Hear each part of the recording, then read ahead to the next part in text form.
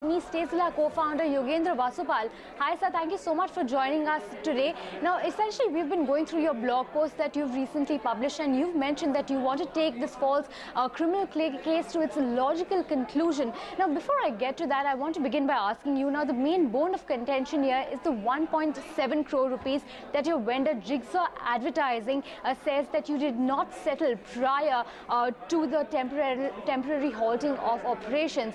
Now can you clarify on this? Why did you not pay Jigsaw Advertising? Sure. So I'll be happy to clarify that.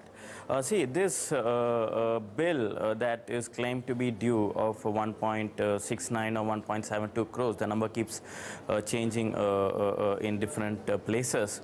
Well, whatever be the amount, that amount is not due over the last 2 or 3 months.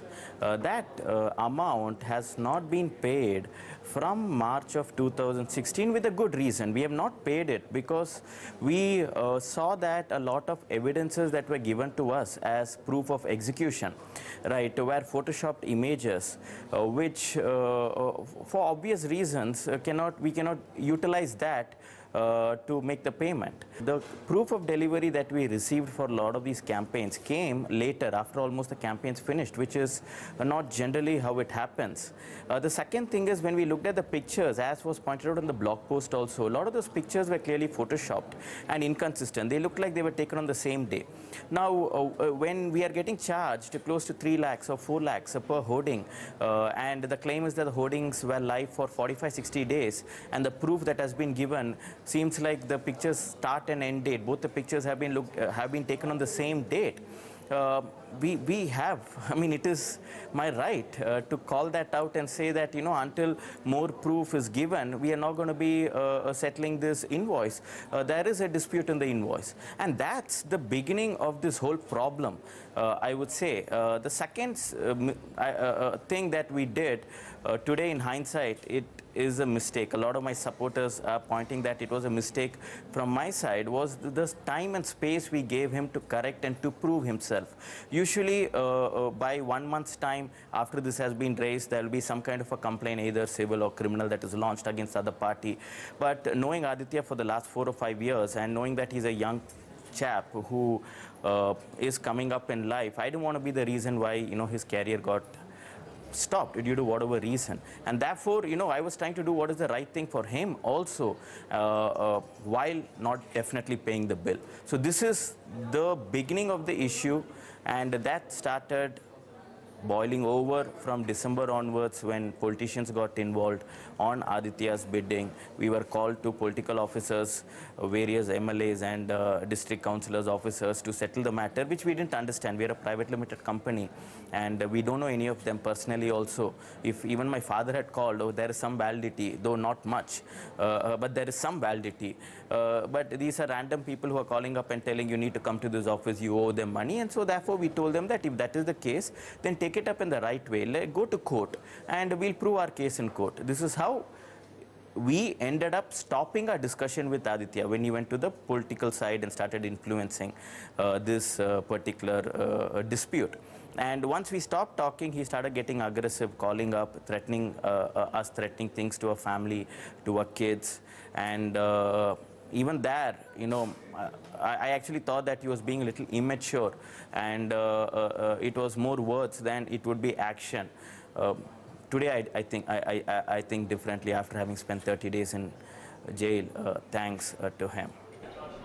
You know, you've maintained that the deficiency of services was the main reason why you didn't really pay Jigsaw Advertising. But of course, what they've claimed is that there hadn't been any oral or written communication with respect to this. How would you respond to these allegations? Because you know, it's looking like they're mentioning that it's possibly an excuse to not really pay up at this point in time. So here's the thing, you know, whenever this comes up, the only thing I can state is that let's assume for a second we did not communicate anything, which is absolutely a lie. In many meetings, repeatedly, we had told this to him. And he was the one who had stated that, you know, give me time, Yogi. I think this is a learning lesson for me. I have to figure out what ended up happening. And that's the reason why we did not pursue in the proper legal way, which was always available to us, including now. So even assuming that we did not, can he refute the evidence that we have put out today? Can he provide the documentary proofs that we have asked for us to settle the bill? Because if he can provide those proofs, then I would say that, yeah, that invoice is true and we would make the payment right now. But I don't think he can. Right, you've also, there have been allegations with regards to siphoning of funds by you and Sachit, and this really comes after a point when you increased employee benefits and also then sacked 600 employees. What is your response to this sort of allegation?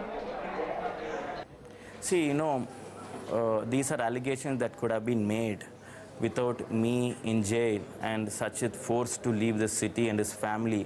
These are allegations that could have been made without putting a criminal case.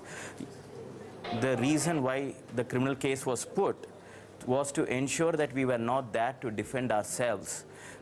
Over those 30 days, while these allegations were being put, my family members were being threatened and forced almost to settle, stating that this is only going to worsen for us. Now, coming directly to the allegations, right, I consider that as slandering of our name. I mean, our investors know, we have audited books. The evidences that they have presented are not even flimsy, they are non-existent. And I actually intend to follow this up to the logical conclusion. When I say I'm going to clear my name, I'm going to be clearing my name not just of the criminal case. I'm going to be clearing my name from the fact that somebody is told that I've siphoned funds, while me and Sachit had 2 opportunities to sell our shares to our own investors. In Series A, when we raised, our Matrix partners offered to buy some part of our shares so that we could buy a home and settle. Again, at Nexus time, when we let a lot of our angels, where we did secondary buybacks, where we did buybacks of the angel shares to the tune of 30 crores, we could have sold some of our shares. We have not sold a single share of the company. We have not made any money. The salaries that we have taken also, we have put it up online. In fact, you know what? I'll be as transparent as possible. I'll put every single transaction that's happened in the company from our bank accounts, whatever, out online. Can he do that with his company? I don't think so, because there is, I'm willing to go to that extent to prove and clear my name. You've said that you want to clear your name, you want to forgive and forget. That's what you mentioned in your blog post, provided the company, the advertising agency, really comes out and gives you all the details. But at this point in time, what really is the logical conclusion? I mean, how would you look at it from both a personal point of view as well as from the point of view of clearing your name against these allegations that have been made? There are 2 aspects to this. When it comes to the intangible, I'm perfectly willing to, this is a patient process. It will take some time. The case is already in the court. And I do want to very clearly prove it in court that not just that there was no fault on our side, the complainant, that is in this case Jigsaw and Aditya, were completely aware of the deceit that they were planning and their plans to defraud the company. It was not an unintentional, it was intentional, because I could have thought it was unintentional, and I did think it was unintentional 6 months back, but the way the things have changed, it just looks like, every space we have given him has only been utilized to launch further and further attacks on us. So that's the intangible aspect. Coming to the tangible aspect, we have complained to police about all of these threats that have come to us. We have also received calls with Aditya on the calls from political officers right here in Chennai.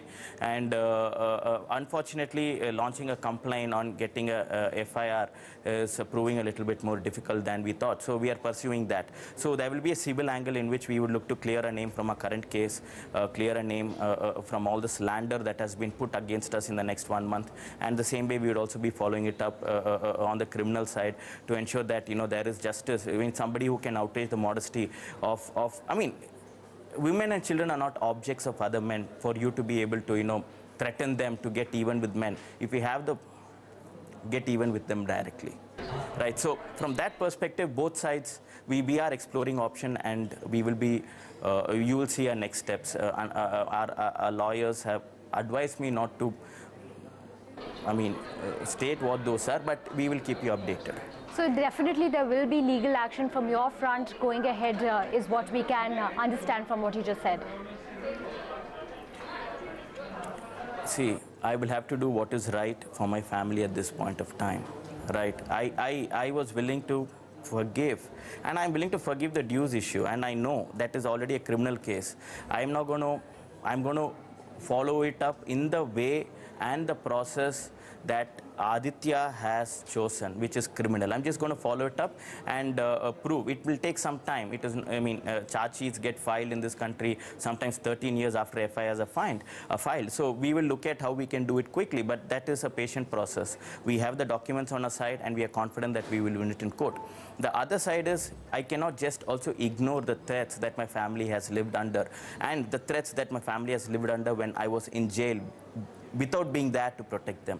I definitely want justice for that. What lies ahead of you? Will you look at reviving Stayzilla? Because I do remember that you'd mentioned that you're looking at a sort of overhaul or rehauling at this point in time. Is that something on your mind, and what are investors saying at this point? So see, March 14th was the day I was picked up from the road. The next day I had my flights booked with my meeting set in Delhi with various, I would say, OTAs, my ex-competitors, to figure out if how we could work as a B2B. And the model was, we could take the homestay rooms that we have created and that we'll continue to create and hand them over to the OTAs. So we would stop becoming a B2C, stop being a B2C selling to consumers, and instead sell to all these platforms that existed. I mean, this was a discussion which I had already done the first a week previously, 2 weeks previously when I was in Delhi, and I was looking to formalize this with at least 2 or 3 players and then go ahead with the process. But as you know, I was not able to do that, and today I'm still stuck with this case with a couple of other formalities with respect to Sachit's AB, and it will take 2 more weeks for us to be able to think about the business aspects and look at how to continue for the reboot. And I require the support of the ecosystem, my own ecosystem, my travel ecosystem, people with whom I have been speaking to also be patient and give me that time to reach out to them in the next 2 weeks.